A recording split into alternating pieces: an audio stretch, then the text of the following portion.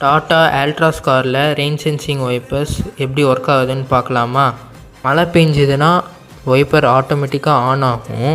அது எப்படின்னு பார்த்தீங்கன்னா, மிரர் பின்னாடி ஒரு சென்சார் இருக்குது. அதனால தான் அதோட கண்ட்ரோல் எங்கே இருக்குதுன்னு பார்த்தீங்கன்னா, ஸ்டேரிங் பின்னாடி லெஃப்ட் சைடில் லிவரில் இருக்குது. லிவரை கீழே தள்ளினீங்கன்னா நார்மல் வைப்பர் ஒரு தடவை ஆன் ஆகும். இதுவே மேலே தள்ளினீங்கன்னா ஆட்டோ வைப்பர் ஆன் ஆகிடும். அந்த கண்ணாடி சென்சாரில் தண்ணி இருந்ததுன்னா வைப்பர் தானாக ஆன் ஆகிடும். தண்ணி போயிடுச்சுன்னா தானாகவே அது நின்றுடும். மழை நிறையா பெஞ்சதுன்னா வைப்பரும் ஃபாஸ்ட் ஆகிடும். எத்தனை காரில் இந்த ஃபீச்சர் இருக்குதுன்னு தெரியல. லெஃப்ட் இண்டிகேட்டர் போட்டிங்கன்னா லெஃப்ட் சைடு வியூ வரும் கைட்லைன்ஸோட. ரைட் இண்டிகேட்டர் போட்டிங்கன்னா அதே மாதிரி ரைட் வியூ அப்புறம் கைட்லைன்ஸும் வரும்.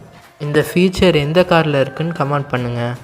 இந்த வீடியோ பிடிச்சிருந்தா லைக் பண்ணிட்டு சப்ஸ்கிரைப் பண்ணுங்கள்.